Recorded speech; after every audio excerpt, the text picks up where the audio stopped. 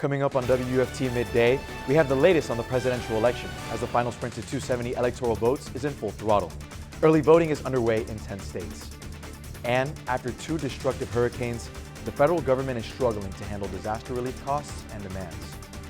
Finally, the latest on wars in Ukraine and the Middle East and how the U.S. government is struggling to deal with both. I'm Bernardo Montas, and you're watching WUFT Midday.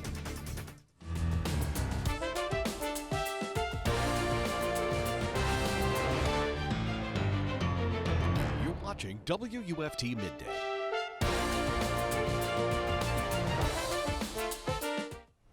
Early voting is underway in 10 states with record in-person early voting in swing state Georgia.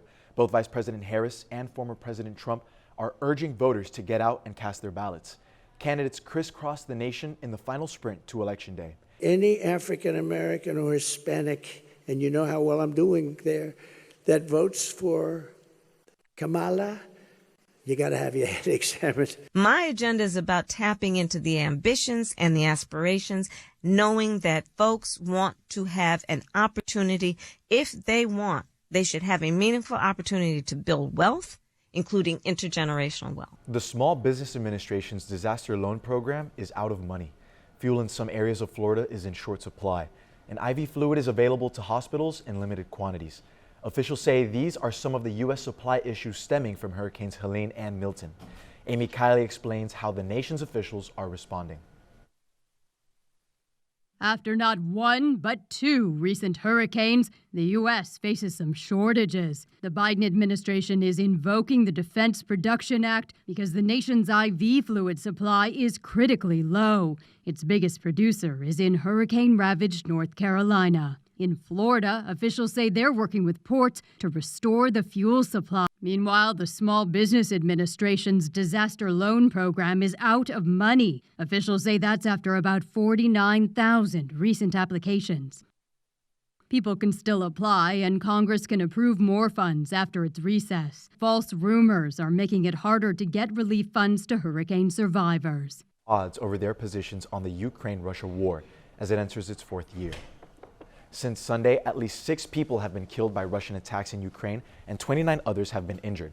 President Joe Biden is expected to meet with German Chancellor Olaf Scholz, French President Emmanuel Macron, and UK Prime Minister Keir Starmer in Berlin this week to discuss future strategy. Ukrainian President Volodymyr Zelensky is also watching the U.S. election closely, meeting with both Kamala Harris and Donald Trump last month. The Alachua County School Board voted to terminate Superintendent Shane Andrews' contract Tuesday night. The 3-2 vote leaves the district in search of a replacement just 2 months into the 2024-25 school year. Andrew was appointed as interim superintendent in March of 2022 after his predecessor was fired 2 years into the job. Board member Kay Abbott filed the motion and announced a special board meeting next week to find an interim superintendent. Andrew, an Alachua County resident since 1971, was on contract until the summer of 2026. But I don't see, based on what all 5 of us wrote, that we're going to get any further with this individual. Now, the board will search for its 8th superintendent in just 10 years. Gainesville Regional Utilities will receive a $47.5 million grant from the U.S. Department of Energy's Grid Resilience and Innovation Partnerships program.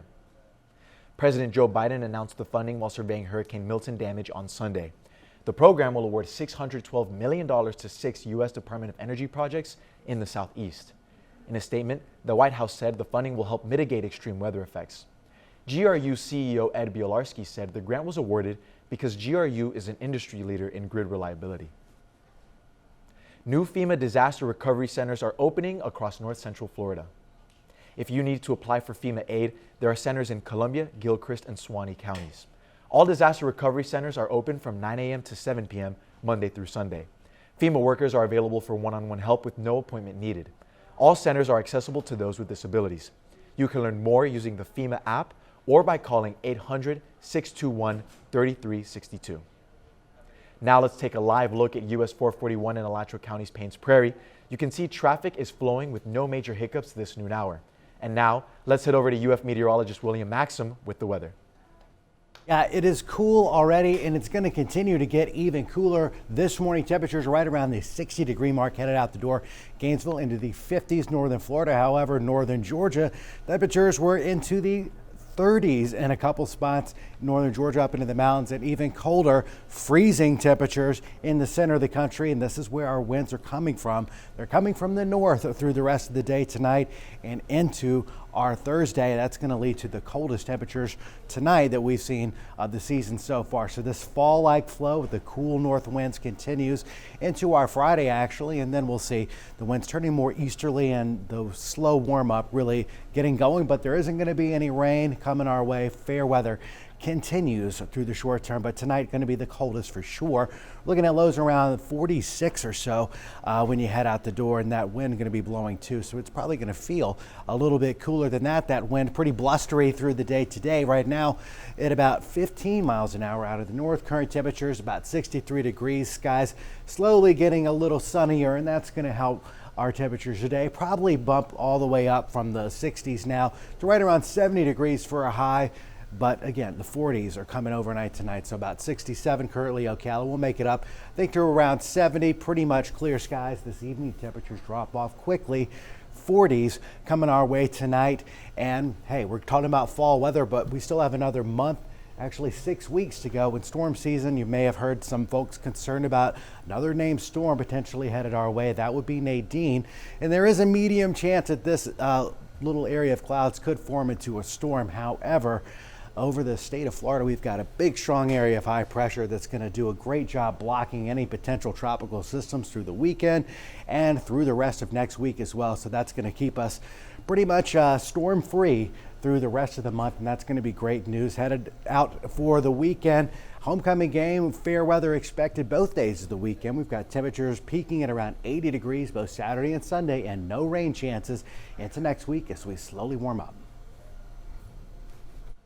Lawmakers want answers from the USDA after a boar's head plant in Virginia led to one of the worst listeria outbreaks in the country earlier this year. According to the CDC, the outbreak caused 9 deaths and left 59 hospitalized. Government inspectors found dozens of instances of the Virginia plant not following food safety rules. Senator Richard Blumenthal just announced the USDA will conduct an internal investigation of how it addressed repeated food safety violations at the plant. Senator Blumenthal says he wants to know why the plant kept operating. He wrote a letter to the USDA Inspector General back in September. This internal investigation is absolutely the right thing to do. I'm glad that the Inspector General is heeding my request for this investigation, but I want action to improve this inspection service because they are responsible for safeguarding America's food supply. Boar's Head has since shut down its Virginia plant, but Blumenthal says the location should have closed years ago before people got sick and died. The holiday season is just around the corner. Here's what retailers can expect from holiday shoppers, according to Deloitte's Holiday Retail Survey. Consumers are feeling optimistic about the economy, ready to get the best bang for their buck. The survey shows that shoppers plan to spend an average of $1,778 with 9 gifts purchased on average. Consumers are also looking for different types of gifts, with more predicted spending on travel and entertainment rather than traditional gifts. And while 7 out of 10 consumers are bracing for higher prices, many plan to cut back on self-gifting, focus on sales events, and choose more affordable retailers. PepsiCo is reversing course on shrinkflation. The company will put more chips in some Tostitos and Ruffles bags to bring back customers who are fed up of higher prices with skimpier bags. These new bonus bags will contain 20% more chips for the same prices as standard bags in select locations. PepsiCo is also adding 2 additional chip bags to its variety pack option. The company is the largest manufacturer of salty snacks in the U.S. It has seen sales decline as prices have gone up. Now, let's get over to WFT First at 5 anchor Carolina Tortorelli with a look at what's coming up on First at 5 on Channel 5. Our team is working to bring you important coverage from around North Central Florida this evening, including more information on the Alachua County School Board's decision to fire its superintendent. Coming up at First at 5, how school board officials plan to move forward and what parents are thinking, plus how the city of Alachua is dealing with a chickenpox outbreak. And as the presidential election quickly approaches, former President Trump and Vice President Harris are targeting voters from key demographics. All this and more tonight on First at 5. Before we go, one last check on the weather, Chip. Yeah, it's going to be cool and kind of breezy through the rest of the afternoon. Our temperatures, they're going to struggle to get out of the 60s, but we'll probably see a high right around 70. But tonight's going to be the coldest night we'll see over the next 7, really the coldest night of the season so far. Mid 40s when you head out the door tomorrow. We're only going to make it up to around 70 degrees, but after that, we'll see a little bit of warming pretty much every day as temperatures climb back above average into next week, but no rain expected over the next 7. So some really gorgeous weather headed our way, and that's great news for folks still doing that last, cleanup from after the 2 big hurricanes. Great weather through the weekend to take care of that. Of course. Thanks for joining us for WUFT Midday. We're back here tomorrow for another edition. We now join Sports Scene with Steve Russell live on WRUF Radio and right here on WRUF-TV, Channel 6.